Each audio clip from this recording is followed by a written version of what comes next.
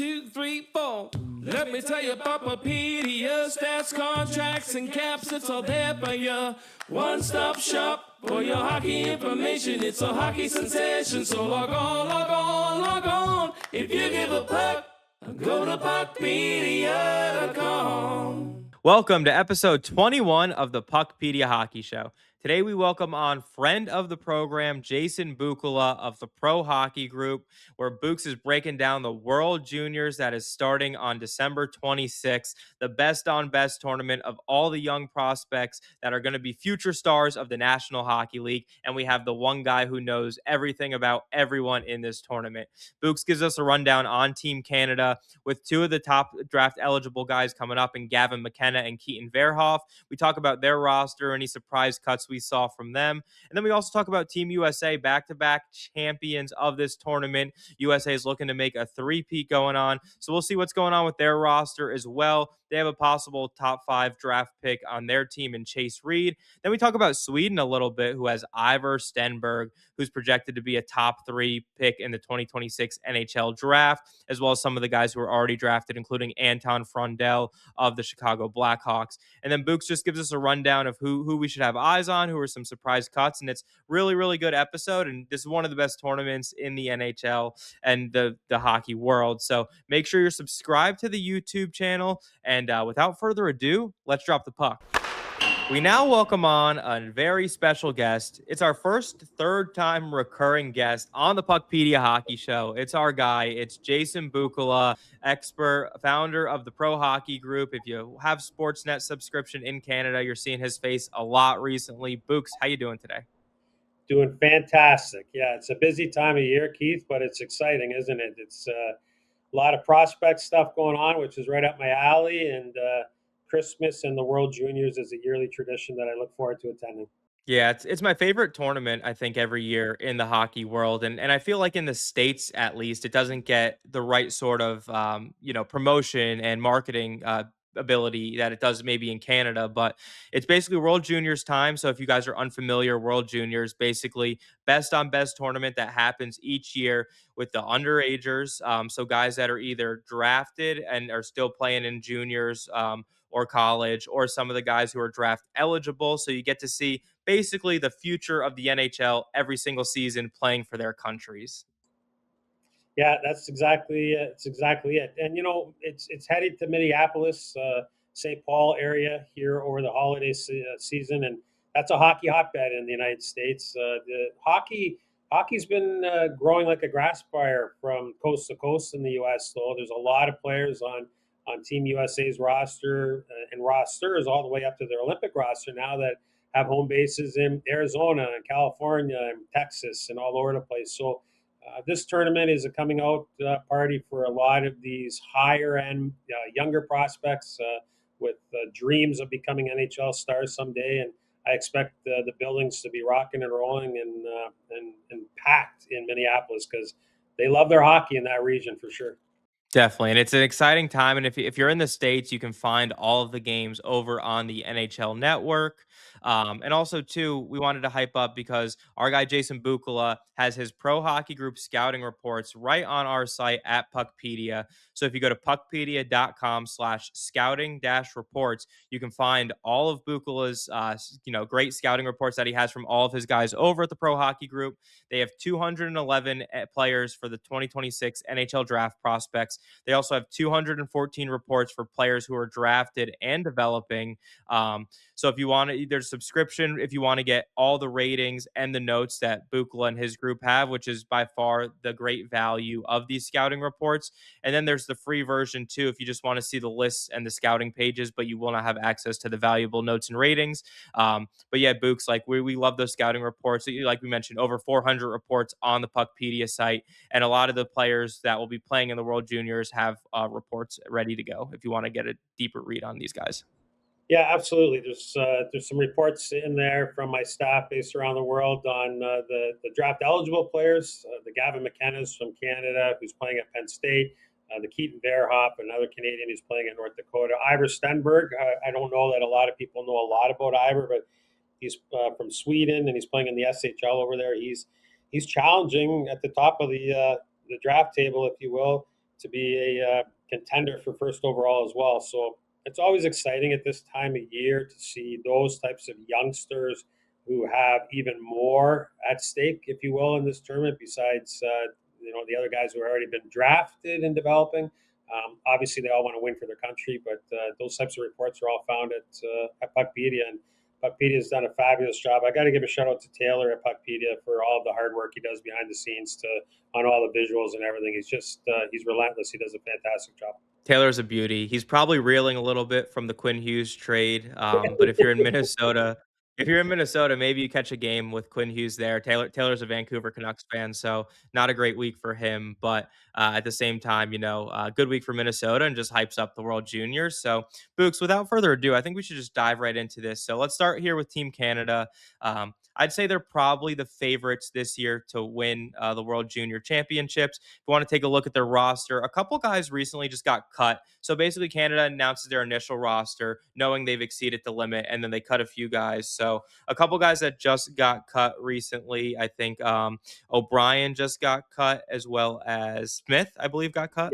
Yeah. Jackson Smith was let go, and Jack O'Brien up front. They had a Merrick Van Acker from the Brantford Bulldogs was an ad because they weren't sure about Michael Misa's availability. But as soon as Misa was added to the roster, then Merrick Van Acker, who was an extra, was also reassigned back to his junior team. So Jake O'Brien, Merrick Van Acker, and Jackson Smith, all real good players, but the rest of this roster is stacked, and there's not a lot of room for it. They would make every other team in this tournament. Let me put it to you that way. Those three exceptional players. Yeah, and this is one of the stronger Canada teams we've seen. They haven't medaled in the last couple of years, but I think that they're one of the favorites, if not the favorite, of the entire tournament. It starts up front, right, with Gavin McKenna, who's projected to be the number one overall pick. But then also some of these NHL guys that they're able to get from the clubs, like a Michael Misa, you mentioned the San Jose Sharks are loaning him, or a Zane Parekh, the Calgary Flames have decided to loan him. Same with Branicki from Pittsburgh. So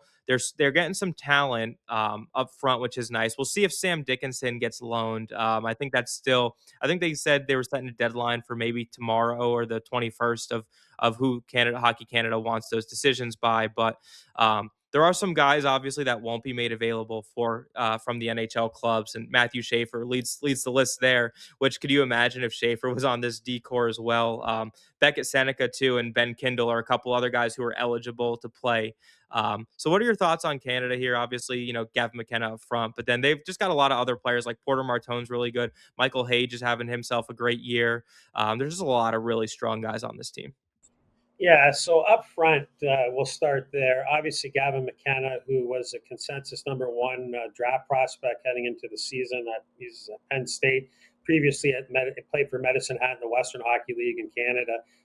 McKenna has had a little bit of an uneven start to his career at Penn State, but I have to say that he's a youngster playing at the college level who's garnered a lot of attention physically, and he's such a dynamic offensive threat that it's just taken some time for him to adjust. Penn State as well has gone through a little bit of ebbs and flows in terms of the structure of how they play the game, and they're turning the corner. So I expect McKenna to take the value of this tournament, where he's a returning player from Canada from last year. And last year's Canadian team, that left a bad taste in their mouth, not medaling on home ice, and he'll be highly motivated. So McKenna, Misa, Martone, the line that you guys have projected here on the top.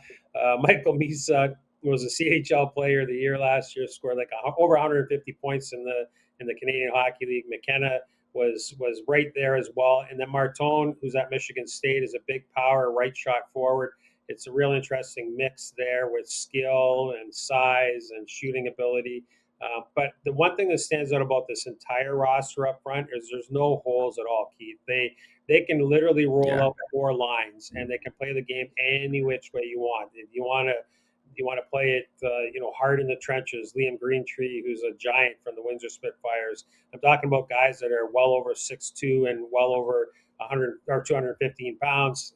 You got guys like Greentree, Martone, Cole Reshney, who's at North Dakota. He's a hard out. He can play a strong two-way game. Braden Coots, the first-round pick for the Vancouver Canucks. Taylor will like this one a little bit better, I guess. he plays like his hair's on fire, two-way forward. Broke camp, made the Vancouver Canucks out of training camp this year. He's been returned to Seattle in the Western Hockey League. And Sam O'Reilly plays for the London Knights, and Dale Hunter, the head coach of the team of Team Canada, that's one of his go-to guys in London. He's a Swiss Army knife, can play in all situations. What you have here is quick strike offense, size, skill, shooters, power forwards. You got a real mix, and they're going to be a handful. Brady Martin's the hardest hitting forward in all of the CHL in my mind.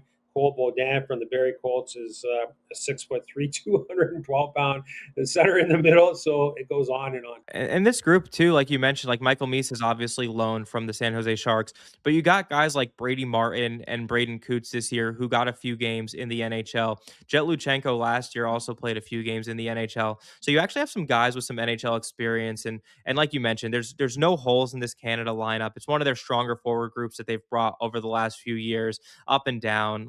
This group is just nasty. And then if you even look at the D-core too, and we'll get into D-core in a second, but like Zane Parekh, another guy who's played a bunch of games for the Calgary Flames this year. And then you have potential, second overall pick, maybe first overall pick, and Keaton Verhoff, who he wasn't even necessarily a lock for the top six, it seemed like at the beginning. And now he's kind of seemed to fit himself in there.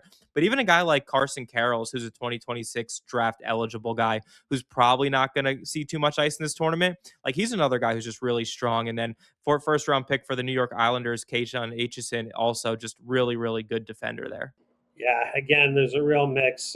So you mentioned Carson Karels there. He's a complete player. This guy can skate already at NHL pace. He's a farm kid from Canada who's a hard out, or in the hard areas, he's always engaged. So when the battle ensues along the boards or in the crease area, he is like a dog on a bone. He never goes away. And then he can transport the puck with his legs going north as well offensively. So he's a two-way D. Keaton Verhoff at 6'4", 215 pounds. He's a right shot guy. He's a guy who's trending to be right in the mix for the first overall draft pick in the National Hockey League this year. He's off to a great start at North Dakota. He can quarterback the power play, but he can also just settle things down as a two-way presence with his size and his length. Zane Parekh, you mentioned him coming back from the Calgary Flames. Zane Parekh, I call him an offenseman. He's not even a defenseman. He's an offenseman. He's always in motion. He's going to quarterback one of the power plays for sure. I would expect Team Canada's going to, with that depth of their forward group, they're probably going to have four forwards and one defenseman when they roll out their power play. Parekh will get the majority of the ice time in that role. Cam Reed is another guy from the Kitchener Rangers who could fill into that. But Parekh, he's always in motion, making plays, trying to expose little seams in the offensive zone, pinching down to extend plays. He's been injured for an extended period of time in Calgary, so he's going to be very excited to get back into game action and perform on the world stage. Books, was there any guys for you from the forward or the D group that you were surprised didn't make this Canadian roster? And I know there's just so much talent, like it's hard. And I was reading some articles. It seemed like some people thought maybe Justin Carbonneau, a St. Louis Blues prospect, was going to make this group, and then Vanacker was the other one, but he was ended up being a late add into camp. Is there anyone like that you thought like that didn't make it that surprised you? Yeah, I think that again. So with Carbonneau specifically, that one I can see the argument. I can see the argument for all these players that you just mentioned there, Van Acker included. Carbonneau is a guy that makes plays in small areas, but he doesn't pace up and down the ice quite the same as some of these other guys on this roster. And that's not discounting his value. So don't get me wrong. He's an offensive talent. There's no doubt. Extends plays. But the way that they wanted to build their team, Keith, was right out of the box. They wanted to play fast. Like they wanted to have a really fast team. And then second to that was they wanted to have guys that can play in a variety of roles if needed and provide relentless compete. Carbonneau doesn't play quite as fast. His compete is definitely in place, but he's not going to be a guy that can kill penalties. And in case of whatever, things go off the rails on your power play or penalty kill, they wanted to have every guy on the roster. I think the coach to be able to look down and say, I can trust him in every role. And that's what they've assembled there. Otherwise, I don't think that I'm the least bit. Nobody's been left off. Like last year's team, there were some players that definitely there could have been a lot of arguments made, and there were. Obviously with the result, there was a lot of talk around the team. But this year, I think the management group's done a heck of a job assembling this team. Yeah, and I think that's the thing too. Like it also is the fact that some of these NHL clubs are loaning players who weren't necessarily like you didn't think that they were going to be loaned. So then it's going to have a domino effect of like keeping guys off this roster. And even if I was looking at an article too, where you could have looked at the guys who were fully eligible, like this team could have Macklin Celebrini and Matthew Schaefer on it, which is just how ridiculous would that have been if they got loaned back. But they're obviously having too much of an impact on their NHL clubs to have any business being in the World Juniors. But yeah, I think it's going to be an interesting group. Like, is there any one player, Books, who like you want Canada to keep their eyes on in this tournament? You know, maybe outside of like the Gavin McKenna's, right? Like maybe there's a player who isn't necessarily projected to be a high pick or was like maybe a second, third rounder that kind of has exceeded where they were slotted. Yeah, so that's interesting. The majority of the roster, almost all of it, are first and second round picks. So that's a tough one for me. But T. Ginla, his dad Jerome was a longtime NHLer, obviously, and Tej suffered through some injuries last year. He's playing in Kelowna in the Western Hockey League as a Utah draft pick. Keep a close eye on him because he's another guy that has timely scoring upside, and he's hard on pucks, hard on opponents. Jet Luchenko, you mentioned him. He started last year with the Philadelphia Flyers. This year, he's been back in junior and recently been traded to Brantford Bulldogs in the Ontario Hockey League. They're the top team in all the CHL. Jet Luchenko is a glue guy. He's going to be the guy that you can throw out there to match up against top opponents. He's going to be really active on the penalty kill. Keep a close eye on him, how active he is up ice, pressuring pucks and creating turnovers. And the last guy I want to mention is Michael Hage. So Michael Hage is at the University of Michigan. I believe he's going to land on the top line for Team Canada. He's the tied for the leading point producing. He's one of the top point producing forwards. He was tied, I believe, going into the Christmas break or at the end of the sequence here in all the NCAA. And he's a Montreal Canadiens draft pick. He's a great story. He complements. He brings a little bit of everything else that we talked about with the forward group. He's tenacious. He's got skill. He can make plays passing the puck, and obviously not afraid to drive to the cage and put it in the back of the crease himself. So keep an eye on him. I think that's a guy that could be relied on very heavily for Team Canada.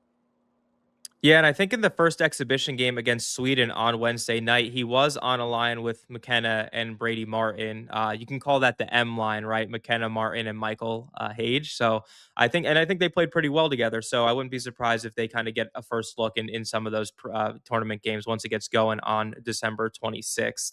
Canada's probably the team to beat here. They haven't won in a couple years, and so I think they're kind of chomping at the bit a little bit to get things back on track for them. Let's take a break in the action from the interview to talk about iTix Now. iTix Now is a ticket marketplace built specifically for hockey fans. They have zero fees for buyers and sellers, unlike most competitors. Fans can buy parking, single game tickets, and last minute ticket deals. If you visit itixnow.com, you get a great deal on your tickets. Real fans, real sellers, no fees. Now let's get back to the interview. Let us pivot now to the USA, another team who the last couple years has been really, really strong. If we look at the forward group here, Books, it's still a pretty good forward group, but I'd say it's a little less top heavy than maybe the previous years. A couple guys that have graduated from this tournament: Ryan Leonard of the Washington Capitals, Gabe Perreault, the New York Rangers. They had Trey Augustine in net last year. I think the goaltending is going to be kind of the biggest question mark for this USA group, but they still boast some really high-end quality players. James Haggins is going to be leading the way for the USA group. Teddy Stiga, who had the big-time goal for them last year, is going to be one of their top-line wingers. I love Will Horkoff's game in Michigan this year. He's playing exceptional, big body, putting a lot of pucks in the net. Riker Lee, too, a Nashville Predators prospect, has had some really strong looks in his game in college, and he had a highlight reel goal, I think, a few weeks ago that went viral on social media. So why don't you talk us through this USA group and some of the guys that you have eyes on? Oh boy, it's a real interesting team. So up front, when you take a look at that roster, I really appreciate the fact that they've got that mix of skill and will, if you will. Starting with Stiga. Stiga's one of my favorite players to watch. he's just a hard out all the time, Teddy Stiga, and I appreciate that about his game. He leads by example, plays fast, and he's not the biggest guy. He's just not. He's around 180 pounds, but he plays much bigger than his weight, if you will. So when you look at a guy like Stiga, even Max Plant, who's out in Duluth, who's one of the leading goal scorers in all of college hockey, you got that pace and guys that can put the puck in the back of the net. Stiga a little bit less. Stiga's offense comes off of hard work, where some of these other guys, Conley and Plant, and even Riker Lee, for example. Riker Lee's got ridiculous hands. He's got great puck touch. It's just a matter of him being able to get from A to B on time and make the adjustments. Sometimes when you swoop into a team like this and you don't have as much of a runway, the familiarity with the group, it takes a little bit longer for guys who aren't pure burners to understand where to find quiet ice. So his teammates can get him the puck, but when they figure it out, boy, oh boy, he knows how to score goals. He's, to your point, a couple of weeks ago, that was a highlight reel goal. Like, this guy, he's got great puck touch. Cole Eiserman, everybody knows about him. He's another guy that's going to be highly valuable to Team USA. Between him and Hagens, I expect them to try and pick opponents apart on the power play and get the puck to Eiserman on the weak side flank. And all he does is likes to shoot the puck. So Shane Van Sage from Michigan State University, big, heavy player. It's a really interesting mix. I think that they can play the game a variety of ways. They got some smaller guys on the roster. Mooney's not the biggest guy. Spellicy's not the biggest guy. But you know what they have, Keith? A real competitive drive. They got that fire. So Team USA, I think on paper is well aligned to be right at the top of the table and challenge for a high end medal in this tournament as well. Yeah, and I feel like the last few years, at least, like Team USA might not have had the most talent per se compared to the other countries in the World Juniors, but it feels like they're a really well coached group, and they usually kind of get more out of the collective group than it would be seen on paper. And so I think that's kind of what they're relying on this year, especially given the fact that they don't have, like, James Hagens is obviously a really good player and was, sixth overall pick last year, but they don't have like those top end guys where you're like, who's next? And so I think like that might be the one thing. And then you look at this defense group, right? I think they have a pretty solid defense group. Well, it's led by Cole Hudson, the brother of Lane Hudson. If you guys don't know who Lane Hudson is, you're living under a rock right now. But he's going to be kind of the main guy on this defense group. And also EJ Emery, too, a New York Rangers first round pick from a season ago. They have a couple guys like that I think can kind of be good pieces here. So we'll talk us about this defense group, Books. Like, are they able to compete with some of the likes of the Canada group? I know that Canada defense group is ridiculous. Yeah, well, I mean, Cole Hudson's proven that he can be similar to probably what Zane Parekh should be for Team Canada, right? He's already proven it on the world stage, and if anybody's sleeping on a kid with the last name Hudson, then like you said, they've been living under a rock. These guys are playmakers, play drivers, and power play quarterbacks. What stands out to me about this group here is the fact that outside of Hudson, they've got some guys So Hensler at Wisconsin, he can work the power play. I don't think it's his natural fit, but as a right shot guy who really skates very well, he can make plays at the top of the zone, walk the offensive blue line to open up passing and shooting lanes, and he's got exceptional value. 2AD is what I would call him, though. The Reed kid out of Sault Ste. Marie is one to keep an eye on. So Reeder is a really cool story. He could be a top 5 pick, right? From my He's- understanding. He could be a top 5 NHL pick this year. So another guy that quarterbacks power play for the Sioux Greyhounds in the Ontario Hockey League. I'm curious to see how he adjusts here and what his playmaking ability looks like in this environment. He's an excellent player. He can spring out of the defensive zone and lead the rush on his own. He'll join as an extra layer, and he's super confident. So I'm looking forward to seeing how he can adjust to the World Junior stage. Blake Fiddler, Henry Brustevich, Emery, Hensler. These are the guys you're going to hear a lot about in terms of two-way shutdown, penalty kill type roles. And Kleber Kleber's a giant on the back end. So there's a guy that's going to take away time and space. And it's a nice mix. I mean, you know what? The thing about rosters on paper, Keith, as you know, where Team Canada's roster might look better on paper, nothing matters if you're not more relentless than your opponent. And when the puck drops, whoever's more relentless, is going to win the small areas and the small battles, and then what it'll come down to is the goaltending. I know we're going to get there, and there's no Trey Augustine on this roster this year for Team USA, but I'm expecting Nick Kemp. I'm expecting that. We'll see, because whoever's riding the hot hand is going to get the net. But he's a big goaltender. He's got pedigree coming out of the U.S. national team development program, and he's capable of stealing a game here or there as well. But he might only need to be just good enough, because the group in front of him are going to be well coached, and they're going to be able to play physical and with speed and with offense. So it's a good mix. Yeah, and that kind of could have went into USA's roster construction decision, right? Like maybe they had some more skilled guys on the back end that they could have took, but they realized that goaltending might be a weaker area for them, and so they wanted to bring in some guys with some size and some better two-way defensive ability to kind of mitigate maybe their lack of goaltending. And Kempf, I think he's a Washington Capitals prospect, but if you look at Canada's group, like Canada has George, they have Ivanovic, and they have Ravensbergen, who I think are like pretty solid three-headed monster there in goal. And I know they gave George, I think, the start against Sweden. So we'll see kind of how both USA and Canada's goaltending situations play out. Yeah, Carter George was Canada's best player last year at the World Juniors. The goaltender, the LA Kings draft pick, the own sound attack goalie, and Jackie Vankovic at the University of Michigan, he's returning as well. It's too bad, because Josh Ravensbergen, the San Jose first round pick from this past year's draft, who's a southpaw. It's interesting when you're a big goalie and you're a southpaw, it gives shooters a different look. You have to make some adjustments that way. I don't. They're only going to bring two goalies. If it was overseas, they would bring all three on the trip, but they're only bringing the two. And then if something happens, obviously Ravensbergen can come in. But Josh would make any other team in this tournament and probably be the starter, to be perfectly honest. But right now, I see George and Ivan Kovic for Canada. And I wonder if they're going to split it at the beginning of the tournament, because they're capable of doing that, or if they're just going to ride a hot hand right away.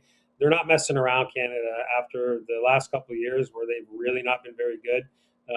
They're buttoned up to do something special. And so Dale Hunter's MO back here in Canada with his goaltenders is he rides the hot hand all the way through. So that might just be what happens.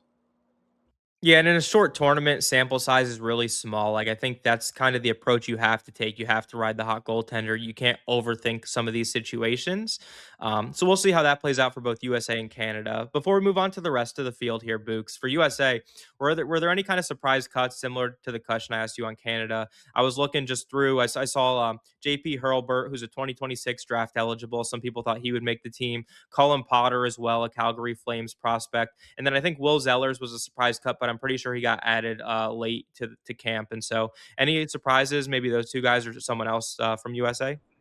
I'm with you there. I thought that Hurlburt might get a look, or at least be an extra body, if you will. And the reason I say that is because special teams matter a lot in a tournament like this. And JP, although he moved from the U.S. national team to the Western Hockey League and Kamloops this year, he has had an electric season so far. He's a highly touted draft eligible who's going to be a first round pick this year. And boy, oh boy, he's been scoring a ton of goals, putting up ridiculous points in the Western League. So I would say that was probably the one.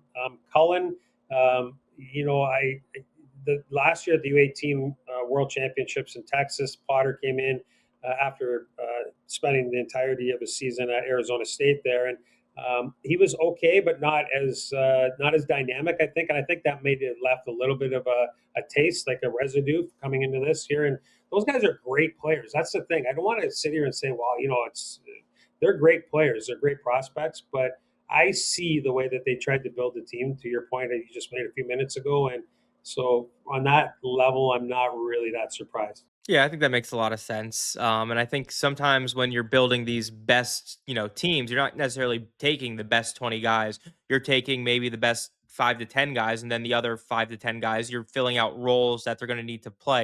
You can't have everyone playing power play. You can't have everyone playing the first line. You need to play guys that can fit into third, fourth line roles, that can play defense, shut down minutes, that can play on your penalty kill. And so I think a lot of that has to go into effect when you're building these teams. And we just did the Team USA Olympic roster. I didn't pick the best 20 USA players to be on my team. I picked the guys that I thought could fill certain roles based on what they're doing on their current NHL teams. And so I think that's what has to go into and that's what makes it so fun, right? And that's what makes this like arguments and not like you're having a good back and forth, a good dialogue, good debate. And so it'll be interesting to see how it plays out this year. Books, Canada and USA are probably two of the strongest teams in the field this year. Canada's hoping they could finally medal after a couple of years of not medaling. USA is looking to repeat. I think they've went back to back, so they're looking for maybe their third straight here.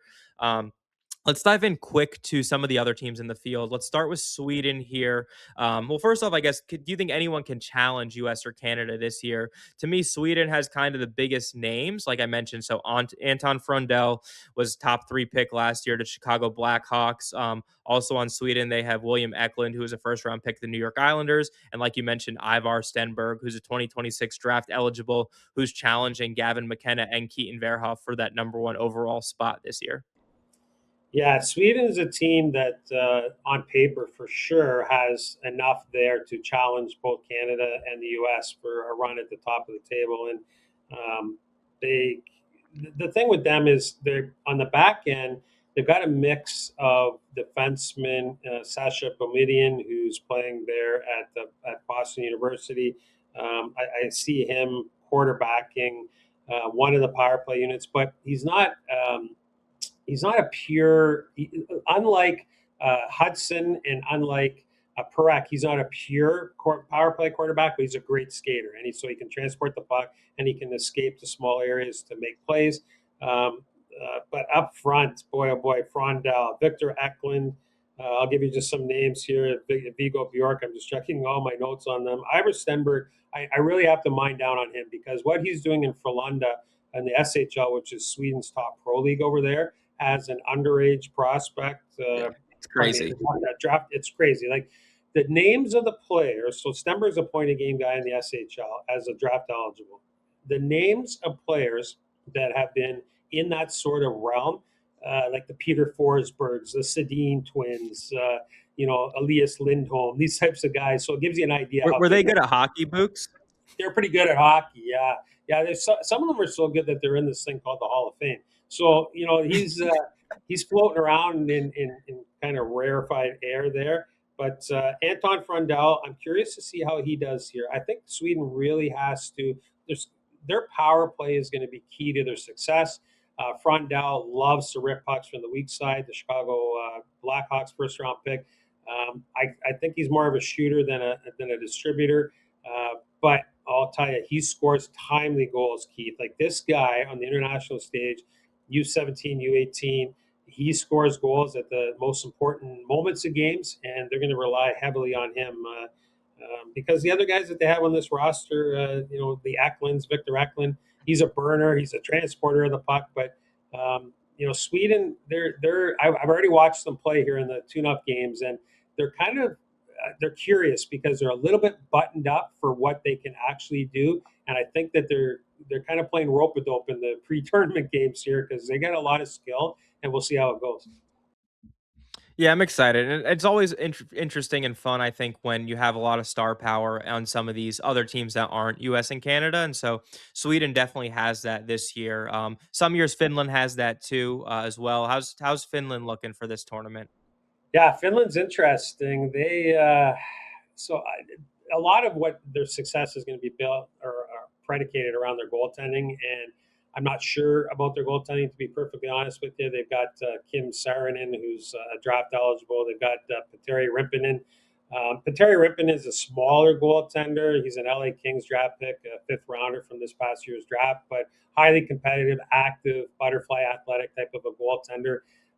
They have a draft eligible player on the back end, though, who should play some heavy minutes for them. His name's Juho Pipparainen. He's a right shot D, 6'2", 205 pounds. Keep an eye on him. He's a later draft cycle birthday. And what I mean by that is the cutoff date is September 15th of the calendar year for the draft eligible. So if you're born between September of probably January of this year and September, then you're draft eligible. If you're born after September 15th, your draft year's kicked a year down the line. That almost happened to Matthew Schaefer this year. Yeah, exactly. And exactly. Like Schaefer was one day away from being in this year's draft. Imagine that for a second. Just, think about that. But this guy here is an August 10th birthday, and so he's young for the tournament. but he's already playing at a very, very high level overseas, and keep an eye on him. They have a shooter who's playing in the Western Hockey League for the Everett Silvertips, Julius Miettinen. He has 19 tucks on the year coming into the tournament here, and I like the fact that he uses his big body as leverage around the crease and coming off the boards. He's a Seattle Kraken second rounder in 2024. Again, one of those guys that they're going to rely on heavily to get the puck in the back of the net and special teams. Aaron Kiviharu, who had one of the most awesome moments in recent drafts 2 years ago. He was supposed to be a first round pick. He fought through injuries and fell to the fourth round to the Minnesota Wild 2 years ago. And when he got to the table to Bill Guerin to shake hands, he just looked him right in the eyes and says, "You just got the steal of the draft." So he reeks of confidence, and he's going to be their power play quarterback. So the Swedes, or probably the Finns, are never an easy out. They're workers, and if they are hanging around a team in the third period, they won't go away. And we'll see how it goes. A lot comes down to goaltending, but they're not on paper as deep as the other teams, but they've got that will. Sometimes that's all you need though, Books, is the will to win, and if you're well coached and you compete hard, like sometimes that overtakes skill any day of the week. And so I'm excited for this tournament. This is the best tournament every year. I think you get to see the future of the NHL and kind of playing in like an Olympic style, representing their country. Like nothing's better. The only issue I have with the tournament this year, at least, is that USA and Canada aren't matched up in the group play, and so we have to hope that they kind of get matched up in one of the elimination games, preferably the gold medal game. But that's the only qualm I have. I feel like every year they should play each other just because it's great for TV, it's great for ratings, and it's just great for the sport of hockey. You look at the one year, right? They had the outdoor game in the World Juniors. I think that was Brady Kachuk's year. Yeah, in Buffalo. Yeah, it was snowing, and yeah, that was pretty cool. I got a full disclosure. I wasn't sure what the ice surface was going to be like, so I stayed back and watched the games at the arena because outdoor game, you never know. Like it could be fumbling and bumbling, but some of my colleagues, I went to watch that game, and it's 70,000 people or whatever it was, 40,000 people. It was a lot of people, and yeah, that was exciting. But this is Canada's fault. Canada's fault because they're on the other side because they haven't been very good the last couple of years, and then the U.S. have been a juggernaut running it back 2 years in a row. So hopefully they both perform very well, and it'll be exciting to see a matchup, wouldn't it? On January the 5th, I guess, is the championship game, and it'd be nice to be in the building that night, seeing those two teams go head to head for gold. 100%. And this tournament's starting in a week from today. We're recording this on Friday the 19th. So Friday the 26th, day after Christmas, this tournament gets going. Like we mentioned, if you subscribe to PuckPedia Plus, you have access to all of Jason Bukala's Pro Hockey Group scouting reports to get all these guys' information, looking at their ratings, looking at all the notes that Books has on these players. His team puts in a lot of work to get that stuff done. So we greatly appreciate that being on PuckPedia's site. And we hope you guys enjoy the ratings. Like we mentioned, 211 players for the draft eligible guys this year, 214 prospects and developing guys who are already drafted by teams. And so excited for this tournament, Books. Anything else you want to quickly talk about here before we wrap up this episode? No, I'm good. Keith, you're doing a fantastic job with this podcast. Really, really buttoned up and professional. And from my perspective, I'm just really looking forward to the rare opportunity to potentially see the top three draft eligible players, 1, 2, and 3, at the World Juniors, setting the stage for a sprint to June to see who's number one overall. So Gavin McKenna, Keaton Veroff, Ivor Stenberg, but don't sleep on this Carson Carls kid from Canada as well, the Prince George Cougars defenseman being in the mix. Well, I'm excited for that. And then there's one USA guy, Chase Reed, who could also round out that top five group there. But it'll be great to see some of those guys playing against each other. And I'm excited for it. It's my favorite tournament every year. I wish it was a little more accessible in the States. It's only on the NHL network that a lot of people have access issues with. But, maybe with a new deal coming up in the near future, we'll get this thing really kind of revved up and going. And just everyone tune in because it's an exciting time of year. Yeah, let's keep our fingers crossed on that because it's a big deal to the kids, and hockey is growing, and I'm excited for everybody involved. Well, thanks, Books. And if you guys are, watching Sportsnet, Books is going to have a lot more hits in the upcoming days. And he does stuff on NHL Network, Sirius XM. So, get a good listen as the tournament progresses. He's going to have some good insights and breakdowns of some of these young prospects as they start playing their games on the World Junior stage. So, thank you, Books. And let's enjoy this exciting time of year. Yeah, Merry Christmas, Keith. All the best to you and your family. PuckPedia.com.